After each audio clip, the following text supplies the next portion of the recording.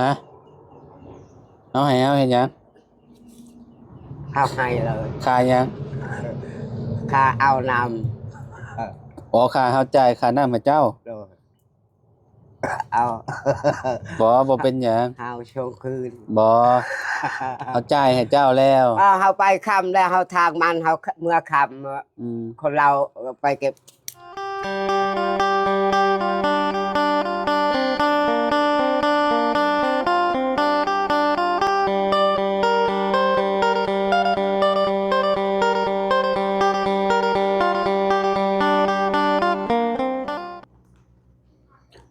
เอาเปิดภาพมาพี่น้องเนาะก็อยู่พี่เด้อบัดนี้เด้อเนาะก็โดนนานพอสมควรแหละบ่ได้เข้ามาหาทางประตูเพิ่นพี่น้องเนาะเข้ามาหารอบก่อนๆคือช่วงเราคนมันมาขายอะไรพี่น้องเนาะปิดพอตู้ก็ได้เนาะช่วงนี้สงสัยเฮ็ดเวียกหนักพอสมควรอยู่เนาะมามื้อนั้นถึกจังหวะก็เจ้ามาเก็บน้ำพอดีพี่น้องก็เลยจ่ายค่าน้ำให้เพิ่นก็บ่ได้แพงดอกพี่น้องเนาะ5,000กีบ5,000กีบก็ประมาณ10บาทนี่แหละพี่น้องเนาะ10บาทฝั่งไทยเนาะเราใส่น้ำบ่ค่อย บ่ค่อยเปลืองปานใดพี่น้องเนาะพอตู้7ปีน่ะเนาะส่วนใหญ่เราบ่ค่อยได้อยู่ได้พี่น้องเนาะบ่ค่อยได้อยู่เฮือนปานใดเนาะช่วงนี้เราก็เฮ็ดเวียกหนักพอสมควรเนาะจะออกมาเราบ่จักเนาะโอ้อยู่พอดีเลยพี่น้องเนาะประตูเฮ็ดหยังเด้เฮ็ดอากาศอีกแล้วสบายดีเด้อเนาะผมคือยาวแถวบ้านนี่บ่ได้พ้อกันประมาณเกือบเดือนแล้วมั้งนี่เนาะเดือนแล้วอะไรตัดฮอดเดือนแล้วบ่ได้ตัดโอ้ยเนาะเอาขออนุญาตแน่ไผยังจำเสียงหัวพ่อตู้เพิ่นได้พี่น้อยเนาะพ่อตู้อาเลียโดยพ่อตู้เด้อโดยเข้าใจโดยเอาไว้สู่ลูกสู่เต้าลวกกินเด้อตู้เด้อโดยเนาะเป็นจังได๋ช่วงนี้อยู่ดีมีแฮงอยู่บ่โดยเข้าใจอยู่มีแฮงแล้ววันนี้เขามันไปได้300,000ได้300,000กีบโดยแสนเฮ็ดแนวใดบัดนี้เอาซื้อข้าวหมดซื้อข้าวเบิดบ่ข้าวแบบยังซื้อข้าวเป็นกระสอบบ่ได้ฮอดทำกระสอบเงินบ่เพียงพอเงินบ่เพียงพอโดยเขาแพงโพดบ่มันกระสอบนึงเท่าใดตู้ข้าวเปลือกมันก็เจ้าขายสอบนึงเท่าใด300,000ปลายบ่700,000ปลายเฮาทำเว้าข้าวเปลือกน่ะได้บ่แม่นข้าวสารได้ประมาณ 3-4 แสนนี่แหละเนาะโดนั่นแล้วข้าวสารน่ะก็เฮาบ่ได้ซื้อแต่โดนเลยพี่น้องเนาะบ่ได้ซื้อตั้งแต่โอ้นานเลยแหละเนาะบ่ได้ซื้อข้าวสารนี่น่าสิเกือบฮอด700,000นี่แหละพี่น้องนะเพราะว่าช่วงเฮาซื้อน่ะ650,000ช่วงเฮาซื้อน่ะ650,000เนาะล้านนึงก็ได้ล้านนึงก็บ่ได้2กระสอบเพราะว่าล้านนึงมันก็ต้องได้แต่ชอบเดียวแม่นได้สอบนึงกับได้หลายโลเติบอยู่เนาะไปถอนมันของไผของเจ้าเองครับบ่หรือแนวใดโดยเฮาของมันเฮาเองนี่แหละ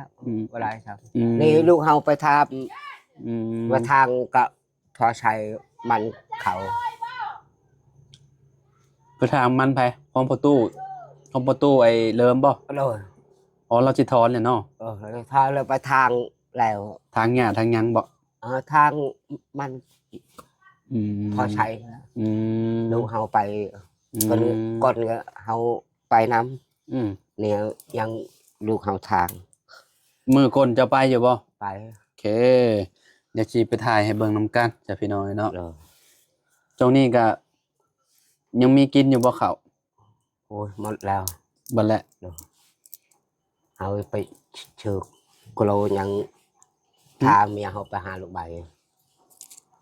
เมียจะไปหาหน่อไม้เอาแม่มาขายบ่โดนตรงเท่าใดเราขายแต่ทง 10,000ลง10,000พอได้ชื่อข่าวเนาะ พอชื่อยังได้เงินไว้บาลาวเจ้าให้ราคานำเท่าไหร่ ไผว่าข่อยให้ค่าน้ำ ฮะ เอาไผบอกเจ้าว่าข่อยอันจ่ายค่าน้ำให้เจ้า อันนั้นใบละหน่อย แม่นบ่ เจ้าได้เท่าไหร่ โอ้ได้หลายแท้เงินคือหลายแท้นี่ เงินเฮาขายมันเฮาเลย เฮา ม ชื่อข้าวโล เอาซื้อเอาข้าวโลเอา โดย ได้จักพันนี่ตุ อันนี้ โดย เงินนี้ฮอน เท่าไหร่ 50 50,000บ่ โดย ใบยังนี่ โอ้ยเขาใบ5,000เฮ็ดได้มันเบาใบน้อ ขอนั ย บเบิ่งดู1 นี่เด้ 1 2เอาปิวไปบ่ได้2 3 4 เป็น50 โอ้ยเงินน้อยนี่จักบ่มี อันใบยังน่ะ ใบแต่1,000เนี่ย 2,000ใบ2,000 5ใบก็10 นี่10,000 10,000 60 60,000 60แล้ว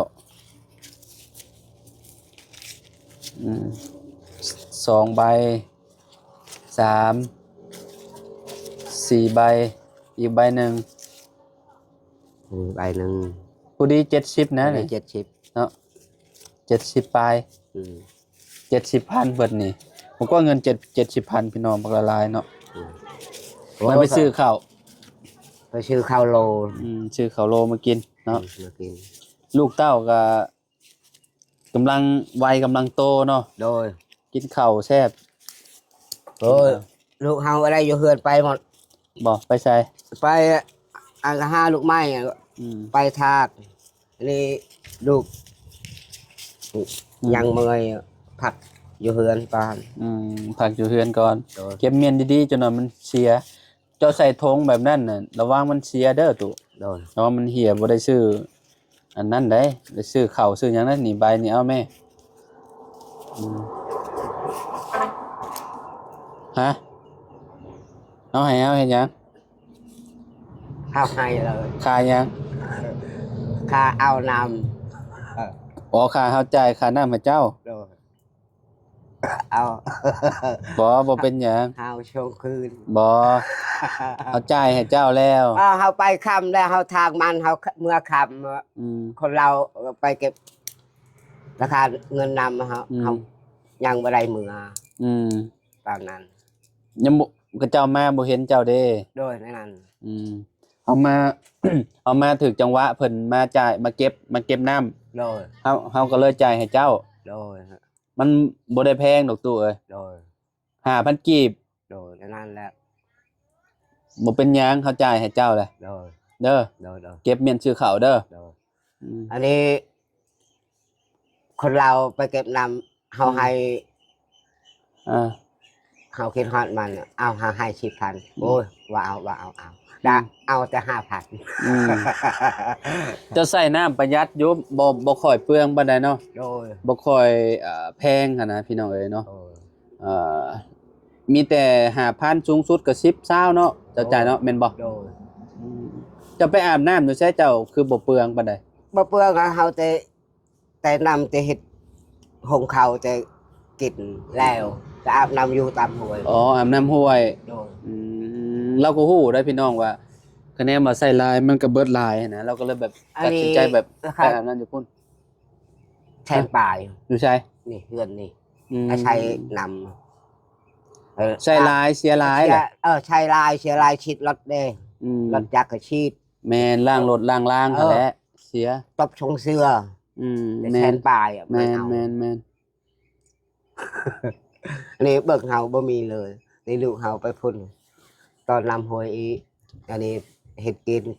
ข้าวสิกิน ผมเราก็ยาวพี่น้องเอ้ยเนาะ โดย สงสัยแบบเฮ็ดเวียงหนักพอสมควรอยู่เบิ่งประตู อ่าเออหน้าตาก็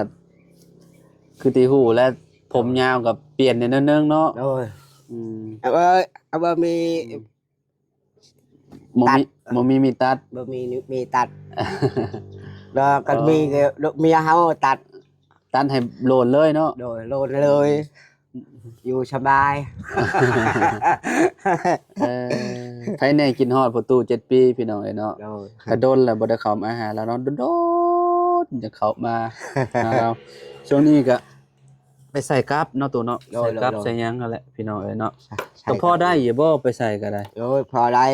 พอกินพออยู่แต่เปลี่ยนเขา อืม แต่ได้แต่โลนึงนี่เฮือนนี่เอามือนี่ใหญ่ชำนี่ เอาหยัง น้อง ไผเอา นี่เฮือนนี่ เฮือนใด เฮือนพอใช้นี่ เจ้าได้หนูโตสำคานี่ โดย หนูผูกบ่ โลพุก บ่ มันเฮือนมันเอาให้แต่เขาให้แต่โลนึง อืม นั่น โตปักใหญ่ติ ไง โอ้ยเนาะ มันนั่นแม่ลูกน่ะมันเนี่ยเอามาละน้อยอ่ะนะ อืมปิ้งกรอบๆแซ่บหนู โดย ก็แนมปิ้งบ่กรอบปานใดบ่มักปานใดเฮา โดย ปิ้งแล้วก็เฮ็ดให้หนังมันกรอบๆกินโอ้สุดยอดเลยอืมไปใส่ก็พอได้นะตัวเนาะ โดย มานเนาะจะไปใส่เนาะ โอ้พอกินพออยู่ อื อ่า มอันนั้นเป็นหยังซะตัวนั้นเป็นกับคือกันบ่นั่นก็ได้ อันนี้ แม่น คือกันนี่แล้วใช่ ใส่แบบใดใส่แบบใด นี่ใช้แบบนี้แล้ว มันหัดเลยใช้แบบนี้เลยนี่เลย โอ้ นี่มันถึกนี่กัดไอ้นี่อันนี้นี่ใช้นี่ อ๋อ ถูกนี่ อืม นี่ โย นี่ตัด ขาดย้อนได้นี่เนาะ ขาดนอนได้นี่ คะแนนหนีบหัวกับหนูหัวจะขาดไปเลยเนาะ โอ้ อืม ดึงบ่ได้แล้วนี่ โอ้ มีแบบเดียว มีหลากหลายมีแบบนั้นพร้อมเนาะ โดย แบบบ่วงก็มีพี่น้องเนาะอันนั้นแบบบ่วง อันนี้ จำดักหยังตัวนั้นน่ะ อันนี้เบิ่งเด้ชาลชับเจ้าก็เห็นโมหิต กำดักหนูกำดักหนูคือกันบ่ โดยอังโนคือการในใช้แบบนี้เลย อืม เบิ่งชาลชับตัวก็มี อืม เฮ็ดทางแล้วใช้แบบนี้ เอ่อแบบนั้นบ่ โดยใช้แบบนี้นะอันนี้นี่ มีหยังอีก อันนี้ตัวหนึงเบอร์ใช้น้อยเดียวนี่ ใช่ นี่เด้ อ๋อตัวนี้แบบใดอีกอัน อันนี้นี่อันนี้ก็ทางมันเนี่ยยาวๆเฮ็ดแบบนี้นี่เจ้าเบิ่งชาลชับเจ้าก็มี บ่จะไปเบิ่งในโทรศัพท์บ่ก็จะเฮ็ดนี่นะ โดยนี่เห็นแล้วก็อันนี้เลยนี่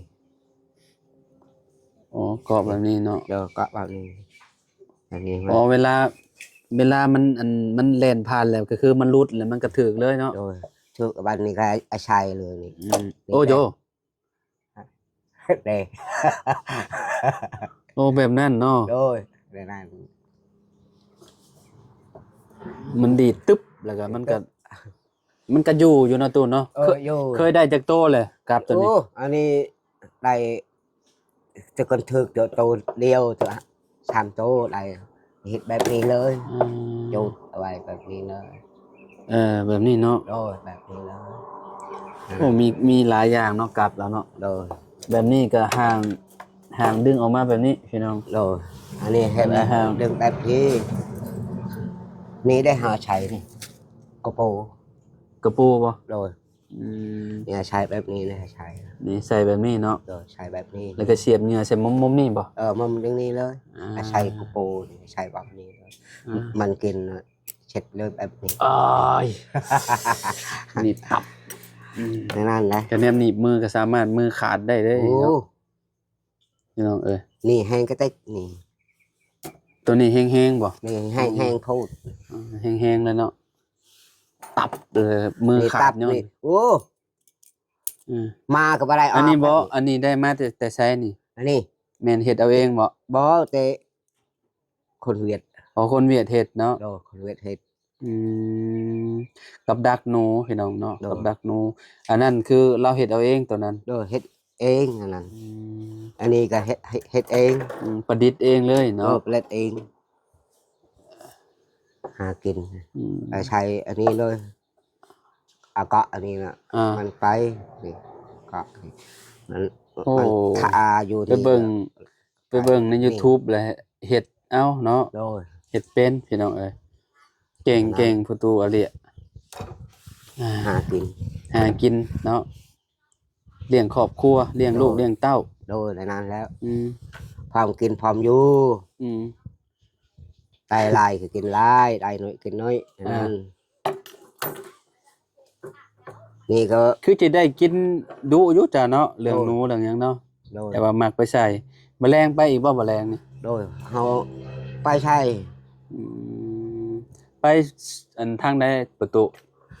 ไปทางคน โอ้ผู้บ่ โดย ผู้ตัวนั้นบ่ โดยคน มองอันนั้นเจ้าพุ่นแหล้วเนาะ โดย มองให้แล้วพุ่นแหละพี่น้องมองสวนแล้วพุ่นแหละ เฮ็ดชวนนะ เฮาเห็นทางมันเฮาจังวางกับดักเนาะ โดย อืม โอ้ยบอลเนี่ยก็คนมันนี่ก็ปะมันกองมื้ออื่นมันไปกินเลย อ่า จะใช้เจาะกับมื้ออื่นทึก นั่น นั่นนะเราพุกนี่ ได้มาสดๆนี่คักอยู่พี่น้อง โดย มาหมกกินจะเคยหมกกินบ่หนู บ่เคยแต่ปิ้งกิน มีแต่ปิ้งเนาะ โดย หมกกินก็แซ่บประตูเอ้ย